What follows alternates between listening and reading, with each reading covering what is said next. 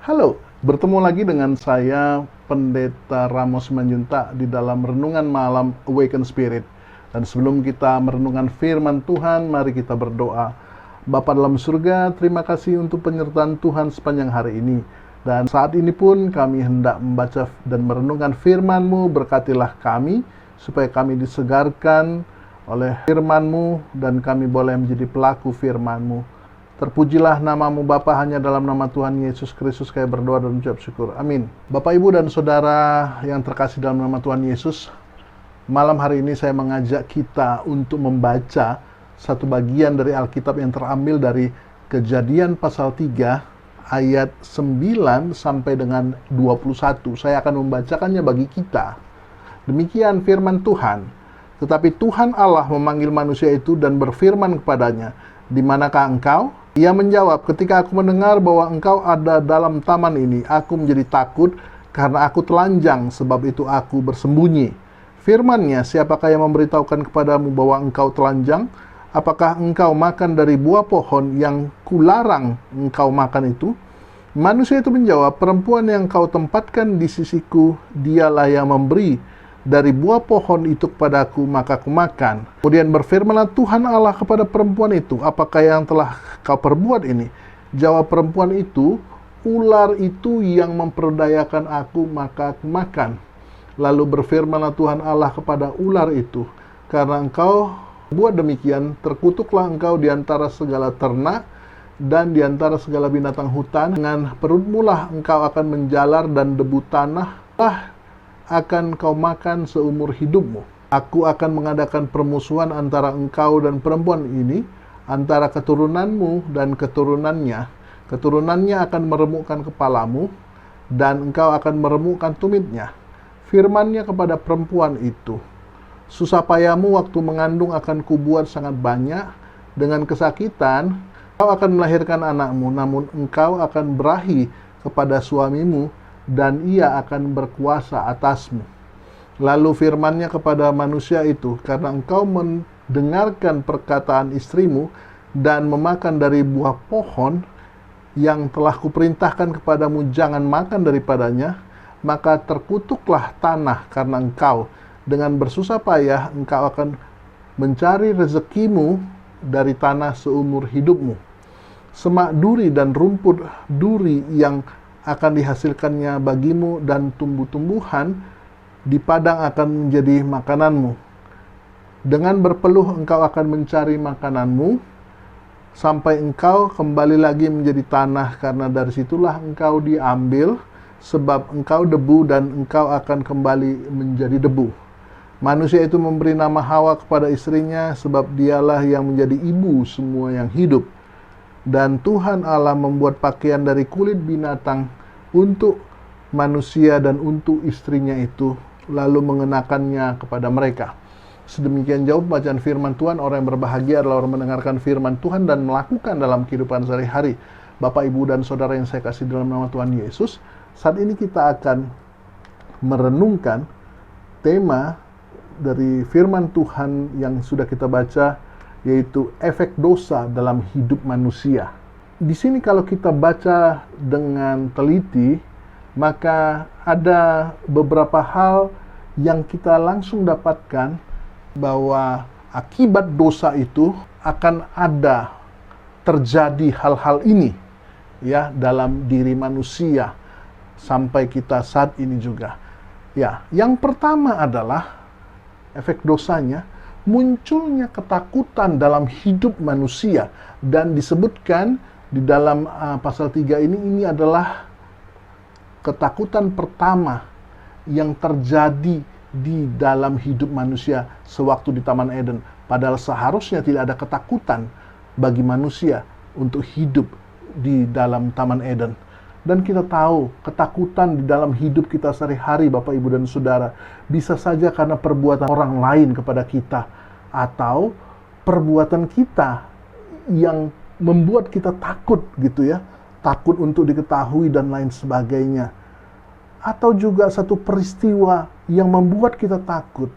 Nah, saya ingin mengajak kita untuk mengingat betapa tidak enaknya hidup di bawah ketakutan. Ya, Hidup di bawah ketakutan adalah hidup yang memenjarakan kita. Ya, kita terpenjara oleh ketakutan itu sehingga kita tidak bisa boleh bebas dalam hidup ini karena ketakutan itu menjepit, menekan kita. Nah, kemudian efek yang lain adalah yang kedua, dosa itu membuat kita berusaha untuk menyembunyikan, untuk menutup-nutupi. Ibaratnya ketelanjangan yang mereka sadari setelah makan buah itu, ketelanjangan itu segera mereka tutupi dengan menyemat daun ara. Jadi dosa itu, ya, akibat kesalahan yang kita lakukan, itu membuat diri kita ingin selalu menyembunyikan kesalahan atau dosa yang telah kita lakukan. Ya, kita ingin menutup-nutupinya karena itu seperti membuat kita malu, membuat kita terpojok, membuat kita seperti tersudut, ya, seperti seekor tikus yang sudah terjepit di sudut perangkap, begitu ya. Nah, tentu menutup-nutupi ini di dalam hidup kita harus akui sering kita lakukan, ya. Karena apa? Ketika kita menutup-nutupi sesuatu berarti ada kesalahan, ada dosa yang sudah kita lakukan. Nah, itu sebagai satu pertanda bagi kita. Kemudian yang ketiga, efeknya adalah bahwa ketika saya melakukan kesalahan, saya ingin melemparkan tanggung jawab kepada orang lain atau mencari kambing hitam, ya, saling lempar tanggung jawab. Ini dia salah satu efek dosa yang membuat manusia itu tidak bisa bertanggung jawab, sulit untuk berintegritas, sulit untuk apa yang diucapkan itu juga yang dilakukan. Karena apa? Karena tidak ingin bertanggung jawab, tidak ingin menanggung akibat dari apa yang dia lakukan. Ya, lepas tangan, cuci tangan. Bukankah itu juga yang dilakukan oleh Pilatus ketika dia mendapatkan desakan dari orang Yahudi untuk Kristus disalibkan? Dan karena di satu sisi dia merasa dia tidak mampu, satu sisi dia ingin melepaskan, tetapi juga ada kuasa yang lebih besar yaitu Kaisar, maka dia cuci tangan. Artinya apa yang akan terjadi itu adalah kesalahan kalian, bukan kesalahanku. Kira-kira itu. Apakah itu bagus? Lepas tangan, lepas tanggung jawab? Tentu tidak. Kemudian yang keempat, saudara, akan muncul permusuhan antara manusia. Dan tentu permusuhan itu pun, sebagaimana kita tahu, bahkan yang kecil sekalipun, itu bisa berefek dahsyat, yaitu apa? Menghilangkan nyawa manusia lain. Dan kita bisa lihat, ingat, antara Kain dan Habil, bagaimana Kain karena cemburu melihat saudaranya Habil, karena persembahan Habil diterima Allah, maka Kain membunuh saudaranya hanya gara-gara hal sepele. Ya, itu pun karena kesalahan dia. Tapi dia rela untuk menghilangkan nyawa. Jadi salah satu sifat dosa ini adalah permusuhan yang menimbulkan kerelaan untuk menghantam musuh, menghilangkan nyawa musuh. Ini dia, ya. Dan berikutnya, yang kelima, kita bisa melihat bahwa Tuhan menghukum manusia itu, wanita dan pria itu, karena sudah melakukan dosa. Dengan cara apa? Bahwa wanita akan mengalami kesakitan yang sangat ketika melahirkan anak, dan sementara laki-laki harus bekerja keras, ya, sampai seumur hidupnya untuk mencari nafkah, karena Tuhan mengutuk tanah, ya. Tapi di sini kita lihat betapa luar biasanya, dasarnya dosa itu merusak hidup kita manusia ini.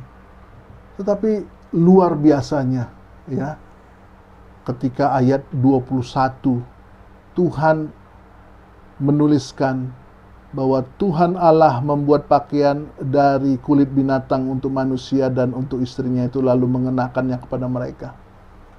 Tuhan tidak hanya memberi hukuman kepada manusia karena dosanya, tapi Tuhan memberikan jalan keluar bagi manusia itu untuk keluar dari efek dosa itu. Yaitu apa?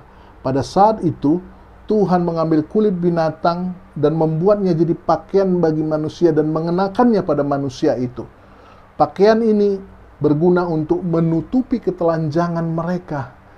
Jadi ketika kita sadar bahwa kulit binatang itu dibuat Tuhan jadi pakaian, maka sebenarnya ada binatang yang harus mati, ada darah binatang yang harus tumpah.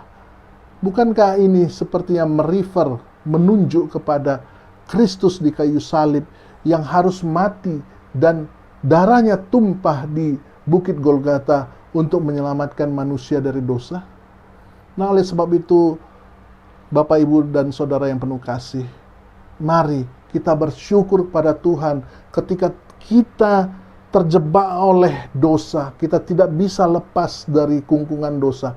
Tuhan memberikan jalan keluar kepada kita, ya, yaitu melalui karya Kristus yang luar biasa. Oleh sebab itu, Bapak, Ibu, dan Saudara, jika karya Kristus itu sudah menjadi jembatan bagi manusia yang berdosa untuk bisa datang menghadap pada Allah yang kudus, kenapa kita mau mengabaikan karya Kristus itu? Kenapa kita tidak sungguh-sungguh datang untuk menyembah, bersujud di kaki salib itu, dan terus meminta tuntunan daripada Roh Kudus agar kita hidup sesuai dengan rencana Tuhan dalam hidup kita? Sungguh, dengan demikian, efek dosa apapun itu tidak akan berpengaruh lagi dalam hidup kita. Karena apa? Kita hidup sesuai dengan jalan Tuhan, sesuai dengan firman Tuhan, dan kita bisa berkenan di depan Tuhan. Mari kita berdoa. Bapa dalam surga, terima kasih untuk jalan keluar dari dosa yang Kau sediakan melalui karya Kristus.